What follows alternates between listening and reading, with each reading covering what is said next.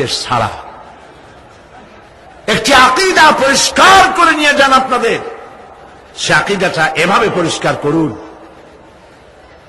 কোন পীর সাহেব, কোন খাজা বাবা, কোন মাওলানা, কোন মুহাদ্দিস, কোন বুজুর্গ আপনাকে সুপারিশ করতে পারবে না যদি না আল্লাহ পাক তাকে কথা বলার তৌফিক না দেন। মনে থাকবে এটা।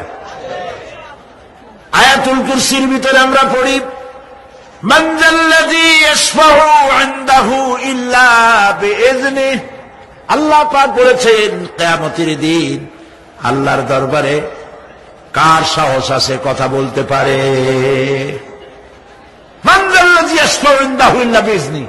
আল্লাহর অর্ডার ছাড়া, হুকুম ছাড়া আল্লাহর সামনে কথা বলার সেদিন কেউ থাকবে না। সুবহানাল্লাহ। কেউ কথা বলতে পারবে না। সুপারিশ করতে হবে আল্লাহ যারে বলেন তুমি করো, অমুকের জন্য করো, সেই ব্যক্তি শুধু তার জন্যই করতে পারবে, আর কেউ কথা বলতে পারবে না। সেই কঠিন হাসরের ময়দান,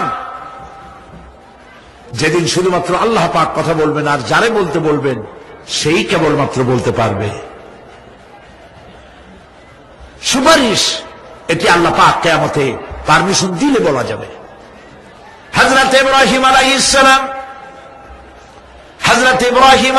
সালাম কিয়ামতের দিন তার নিজের পিতা সম্পর্কে সুপারিশ করবেন, রব্বুল আলামিন আমার আব্বার জন্য সুপারিশ করতেছি, মেহেরবানি করে জাহান্নাম থেকে তারে আপনি রক্ষা করুন। আল্লাহ রব্বুল আলামিন বলবেন, ইব্রাহিম তোমার সুপারিশ মঞ্জুর হবে না।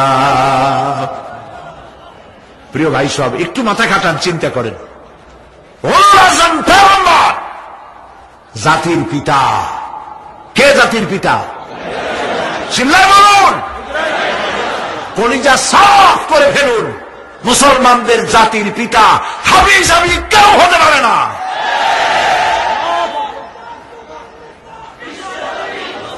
মিল্লাতা আবিকুম ইব্রাহিম। ইব্রাহিম আলাইহিস সালাম এই মিল্লাতের পিতা। সুবহানাল্লাহ। হযরত ইব্রাহিম আলাইহিস সালাম কিয়ামতের দিন বলবেন, আল্লাহ আমার আব্বার জন্য সুপারিশ করছি। আল্লাহ পাক বলবেন মঞ্জুর হবে না। আসল তোমার পিতা হতে পারে, কিন্তু আমার খলিলকে আগুনে ফেলার জন্য নমরুদকে সে সহযোগিতা করেছে, আমি তোমার পিতাকে ক্ষমা করব না। নবী করিম সাল্লাল্লাহু আলাইহি সাল্লামকে সাহাবায়ে কেরাম জিজ্ঞেস করেছেন, হে রাসূল আপনার আব্বা এবং আম্মার অবস্থা কি হবে? নবী করিম সাল্লাল্লাহু আলাইহি সাল্লাম কেঁদে ফেলেছেন, সব বলেছেন আমি তাদের কোনো উপকারে আসব না। আল্লাহু আকবার।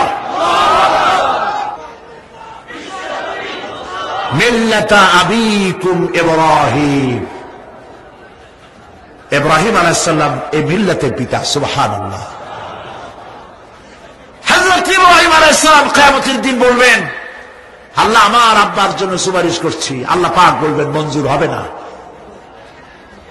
আসল তোমার পিতা হতে পারে, কিন্তু আমার খলিলকে আগুনে ফেলার জন্য নমরুদকে সে সহযোগিতা করেছে, আমি তোমার পিতাকে ক্ষমা করব না। নবী করিম সাল্লাল্লাহু আলাইহি সাল্লামকে সাহাবায়ে কেরাম জিজ্ঞেস করেছেন, হে রাসূল আপনার আব্বা এবং আম্মার অবস্থা কি হবে? নবী করিম সাল্লাল্লাহু আলাইহি সাল্লাম কেঁদে ফেলেছেন, সব বলেছেন আমি তাদের কোনো উপকারে আসব না। আল্লাহু আকবার। আপনি মনে করছেন নাকি যে ইয়া নবী সালাম আলাইকা বলি অমনি নবী সুপারিশ পাবেন? এত সহজ। কতগুলো রসগোল্লা খাইলেন আর বড় একটা মিছিল করলেন আর অমনি চলে যাবেন? পৃথিবীর সব মানুষ, সাহাবায়ে কেরাম বাদ দেন, পৃথিবীর সমস্ত মানুষ একত্রিত হয়ে আবু তালেব রাসূলুল্লাহকে যে ভালোবেসেছেন, ওর 1000 ভাগের 1 ভাগও সারা দুনিয়ার মানুষ রাসূলুল্লাহকে ভালোবাসতে পারবে? পারবে? নিজের ছেলে আলীকে, আলী রাদিয়াল্লাহু তাআলা আনহুকে আলাদা বিছানায় শোয়াইয়া, ছোট্ট মানুষ হযরত আলী আলাদা জায়গায় রাখিয়া মুহাম্মদুর রাসূলুল্লাহ সাল্লাল্লাহু আলাইহি ওয়াসাল্লাম এতিম মানুষ তারে কলিজার সাথে বুকের মধ্যে আশ্রয় করে দিয়ে আগলে রেখেছেন বুক পরে। সেই আবু তালেব মৃত্যুর সময় নবী করিম সাল্লাল্লাহু আলাইহি ওয়াসাল্লাম বলেছিলেন, চাচা একটি বার আমার কানে তাওহীদের কালেমা শোনায় দেন। আবু তালেব তার কিসমতে ছিল না কালেমা। মরে যাওয়ার পর একজন সাহাবী বলেছিলেন, ইয়া রাসূলুল্লাহ, মৃত্যুর সময় আবু তালেবের মুখ আমি নড়তে দেখেছি, তিনি কালেমা পড়েছেন সম্ভবত। রাসূলুল্লাহ সাফ বলেছেন, আমি শুনি নাই। এত ভালোবাসার পরেও হাদিস শরীফে এসেছে আবু তালেব জাহান্নামে যাবে। কোথায় যাবে? জাহান্নামে। সবচাইতে কম আযাব হবে কার? আবু তালেবের। কম আযাবটা কি?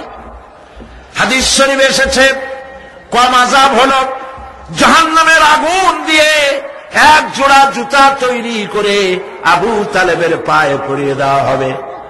সেই জাহান্নামের আগুনের তৈরি করা জুতার তাপে আবু তালেবের মাথার ঘিলুগুলো টকবক করে বউ পড়তে লাগবে।